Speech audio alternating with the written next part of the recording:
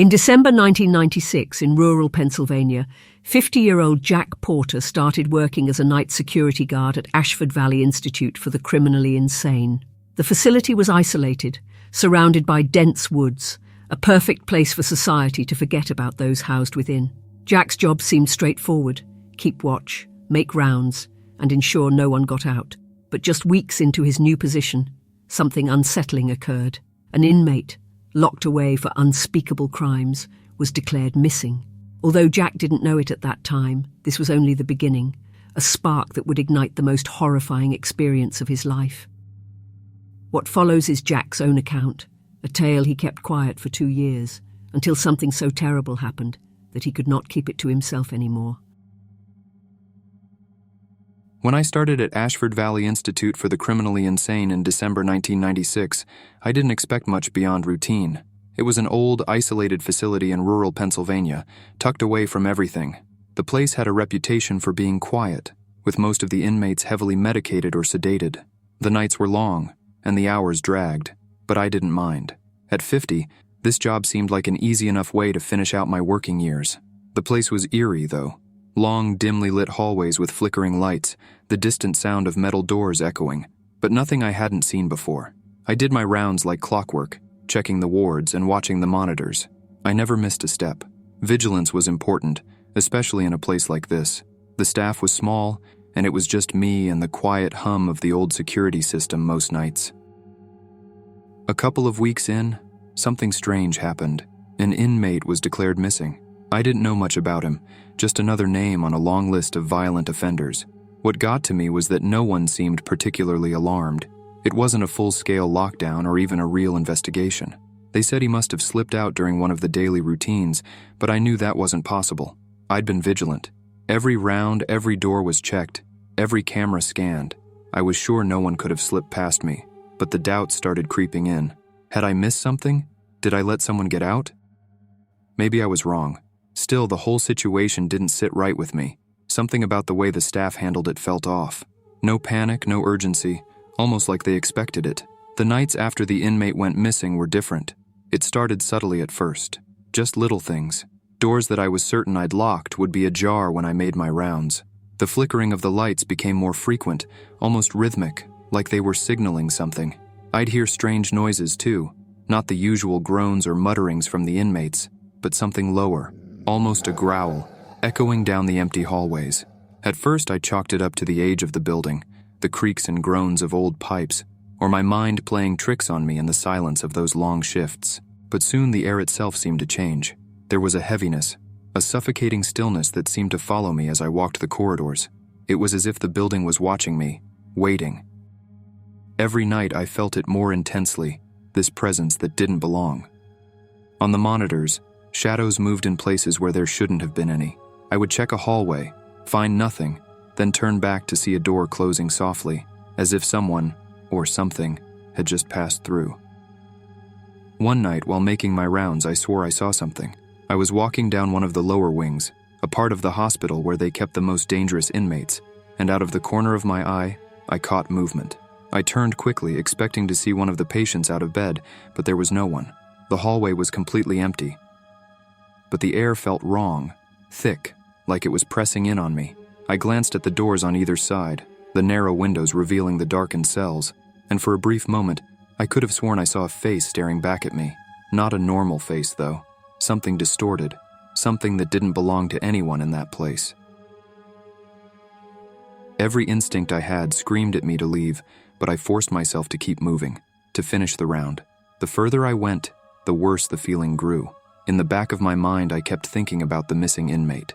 I couldn't shake the feeling that I wasn't alone on those nights anymore. As the days passed, the eerie encounters became more frequent, more intense. I started hearing footsteps behind me, but whenever I turned around, no one was there. The monitors would flicker and go dark for seconds at a time, only to come back showing nothing out of the ordinary. But I knew something was there. Every time I passed by the old, disused wing of the hospital, I felt that same presence, the heavy, suffocating feeling like someone was watching me from the shadows. There were times when I'd hear banging, loud and sudden, coming from deep within the walls. Other times it was whispers, faint, unintelligible, but there. The sense of being followed never left me. I started dreading the night shifts, my heart racing with each passing hour. A few weeks passed, and the unsettling atmosphere at the institute only deepened. I couldn't shake the sense that something was wrong, far beyond the usual horrors of working in a place like this. And then something happened that made me certain the inmate wasn't really gone. I was doing my rounds, passing by the staff lounge, when I overheard two orderlies talking in hushed voices. They didn't know I was nearby, so I lingered, listening. One of them mentioned the inmate, the one who had supposedly gone missing. He sounded nervous, almost terrified, whispering about feeding time and something about keeping it contained. My blood ran cold. Did he really say, feeding time? That was the moment I knew. He wasn't missing. They were hiding something. That night, driven by the whispers and strange occurrences, I explored deeper into the old, forgotten wings of the hospital. I stumbled upon a rusted, barely visible door. It wasn't locked, and when I pushed it open, a foul stench hit me. Rot and decay mixed with something metallic. Inside, it felt like I had stepped into a nightmare. The walls were lined with old cells, decrepit and falling apart. Rusted metal bars stretched across, some bent as if something had tried to break free. Each cell had a nameplate, with a faded photograph of the inmate it once held. I walked past them, their haunting faces watching me as I moved. But one cell was different. The door was slightly ajar, its lock shattered. Inside, I found scraps of fabric, human bones scattered on the floor, and the name on the door, the very inmate who had been declared missing. His face stared back at me from the photograph, confirming my worst fears. He had never escaped. He had been kept here. I moved deeper into the room, and that's when I found the papers scattered across a filthy desk. Medical records, experiments, notes that outlined a terrifying plan. The inmate hadn't been missing at all. They had been using him for illegal experiments. These weren't just psychiatric treatments. They were trying to break him, destroy his humanity, and turn him into something they could control. But it had gone horribly wrong. The papers detailed the outcome. He had become something less than human, a savage cannibal. They couldn't contain him, so they had been feeding him. Homeless people, drifters, anyone no one would notice missing. Sometimes, when no one was brought in, the creature had escaped at night to hunt. I stood there, my breath catching in my throat, surrounded by the evidence of their monstrous experiment. I realized I wasn't just looking at a gruesome past, I was standing in it. That thing, that cannibal, was still out there, somewhere in the dark, roaming the same halls I patrolled, and I had no idea when he might strike next. With dread clawing at my chest, I forced myself to step deeper into the darkened area of the facility. Each cautious footfall echoed off the crumbling walls, amplifying my anxiety. The shadows loomed larger, and a putrid smell assaulted my senses, urging me to turn back. But I pressed on, drawn by an unspeakable curiosity. As I rounded a corner, I stumbled upon a scene that froze my blood. In the faint light filtering through a barred window, I saw him, the missing inmate, a grotesque figure hunched over a woman. She lay sprawled on the cold floor, her body limp and lifeless, a victim of unspeakable horror. The inmate was no longer the man he once was. His skin was a sickly shade of gray, stretched tight over protruding bones. He had devolved into something primal, his form almost monstrous. Wild eyes glinted with madness, and strands of matted hair clung to his head, framing a face that looked like it had been carved from stone, a horrifying mask of twisted features. He was bent over the woman, teeth gnashing as he tore into her flesh. Blood dripped from his lips, staining his clothes and the floor beneath him. With every ravenous bite, he ripped chunks of meat from her face, chewing with an unnatural ferocity. I could see the glint of his jagged teeth, stained red and glistening in the dim light. As he feasted, a low, guttural growl rumbled from deep within his throat, a sound so inhuman that it sent waves of revulsion coursing through me. His long, claw-like fingers gripped the woman's arm, as if claiming her as his own. Her clothes were torn, and her face was marred by the brutality of his assault. I was paralyzed by the sight, horror etched into my mind. I couldn't believe this was happening just a few feet away from me, and then she moved. He was eating her while she was still alive. Panic surged through me, and I turned to flee, adrenaline pounding in my ears. My heart raced as I sprinted back the way I came, but I misstepped on something slick and fell hard to the ground. Pain shot through my knees as I skidded along the rough concrete.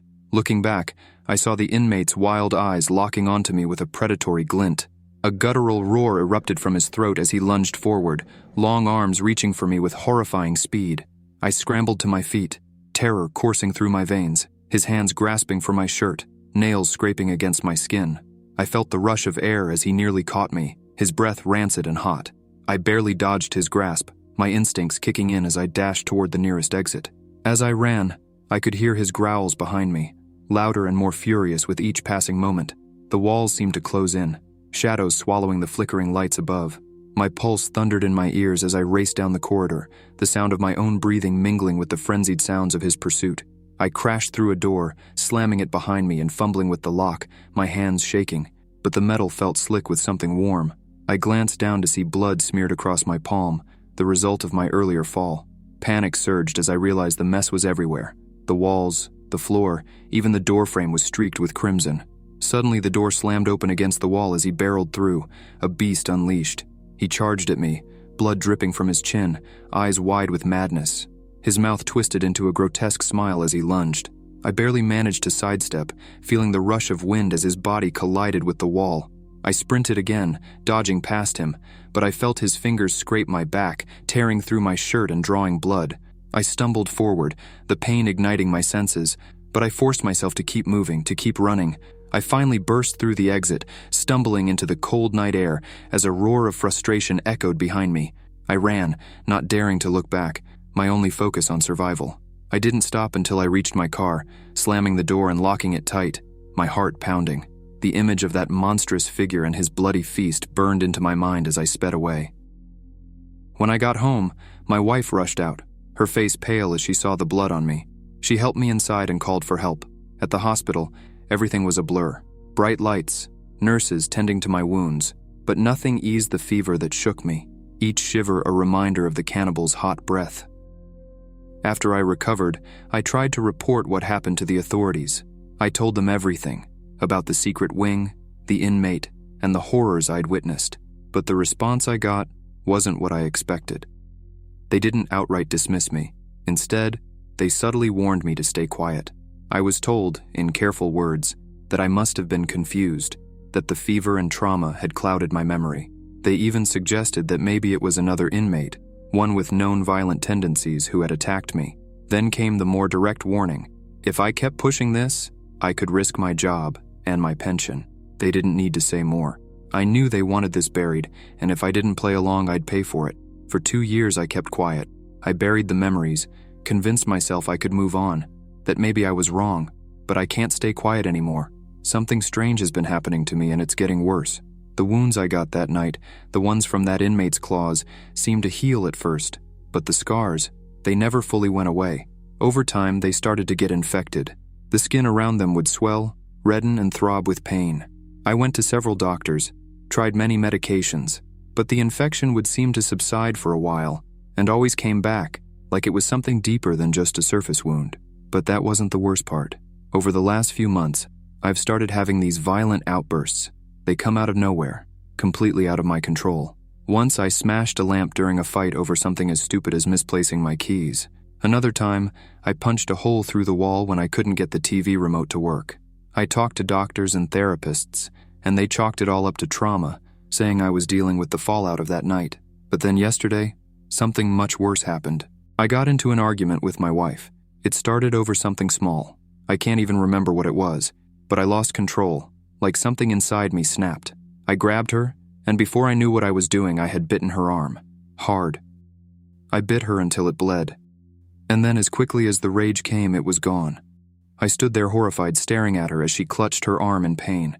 She didn't scream, didn't run. She just looked at me as if trying to understand what had happened. My wife loves me. Even after what I did, she didn't want to leave me. But I made the decision that night. We're sleeping in separate rooms. I don't trust myself around her anymore. I don't know what's happening to me, but it's tearing my life apart. I can feel myself slipping further and further away from who I used to be. All I know is that this started after that night with the inmate, that creature. Ever since he scratched me, I haven't been the same, I'm afraid. And that's why I can't stay quiet anymore. Following Jack's account, authorities investigated the facility where he once worked as the night shift security guard. A sealed-off section was indeed found, but there was no evidence of any medical equipment, any illegal experiments that Jack described. In addition, The security camera footage from the night of the attack was mysteriously missing, and with 2 years having passed, the trail has long gone cold. Jack Porter and his wife remain together. After many violent outbursts, Jack and his wife sold their house and moved to a house deep in the forests where they have no neighbours. Jack stopped visiting doctors, and he and his wife remained aloof socially. Authorities found out that the Porters would purchase a large amount of meat. Animal bones and carcasses have been found in their trash bins. When asked, they would claim it's simply for special dietary needs. Jack resigned from his job shortly after the incidents, and the couple now leads a quiet, isolated life in their rural home. Neighbours have expressed concern about the Porters' well-being, but the family remains distant, keeping to themselves more and more as time goes on. The truth of what happened that night remains shrouded in mystery, yet with the unexplained meat purchases and Jack's increasingly erratic behaviour, some can't help but feel that Jack Porter is slowly becoming something else, something that he and his wife are trying desperately to hide from the world. For more horror scary stories, please subscribe.